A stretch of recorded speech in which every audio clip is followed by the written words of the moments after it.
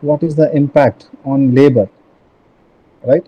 And what is the government, what has the government done to do?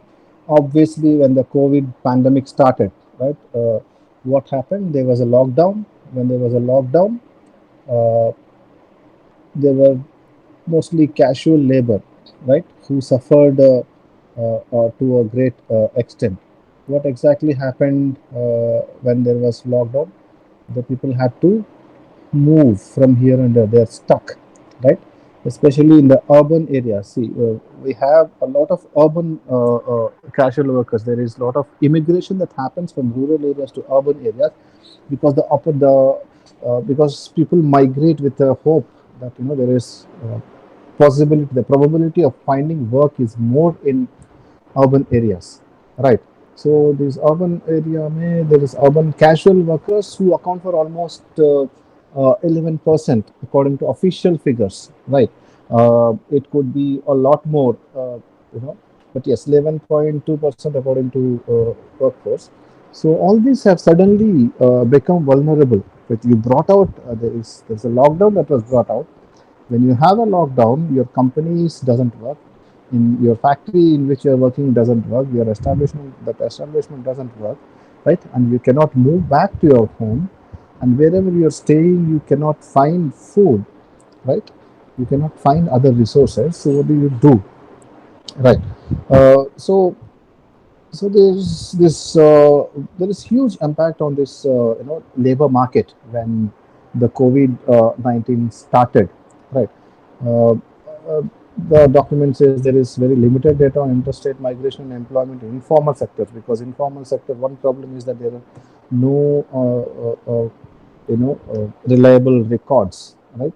So the government says it's very difficult to know how many migrants have lost jobs and accommodation during the pandemic and returned home, and right. But the government has taken certain initiatives even before the lockdown and during the lockdown period is what they say.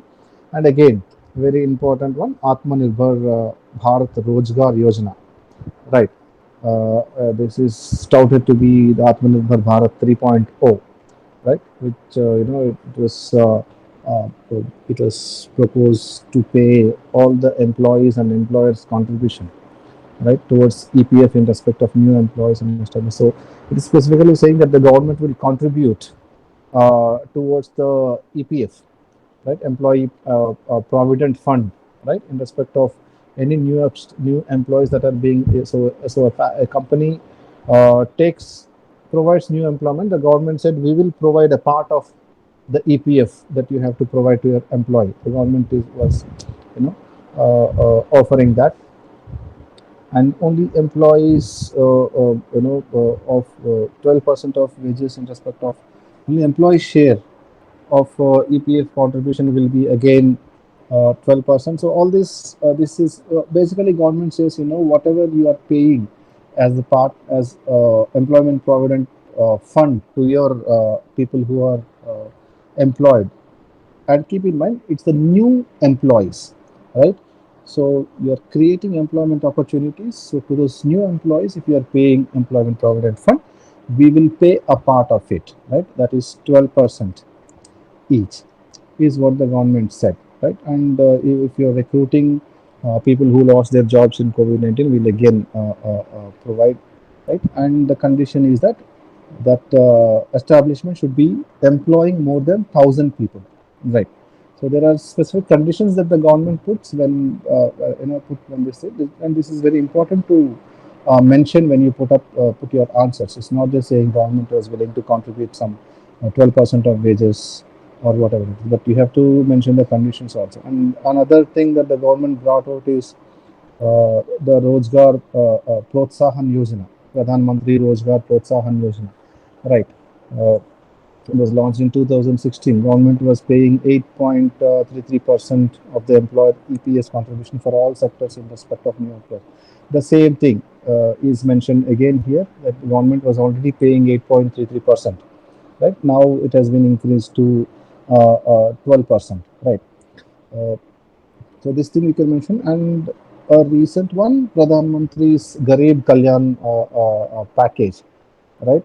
For financial assistance for building and other construction workers. So basically, for construction workers, uh, uh, Pradhan Mantri's Garib Kalyan package was being provided. There is a financial assistance, and government also organized Shramik special trains, right, to make sure that stranded passengers or laborers are, finding a way to move from whatever place they are stuck in. Right. And you can also add some other points that keep coming in newspapers on what the government has done. But always rely on this kind of a document which gives you the points that you can write. Right. You cannot really write more than this for a 10 marks question. Right. If you try to write more than this, you lose time. Right. So whatever is mentioned in the economic survey is more than enough to answer your question. 5 points. 5 points are more than sufficient. Right.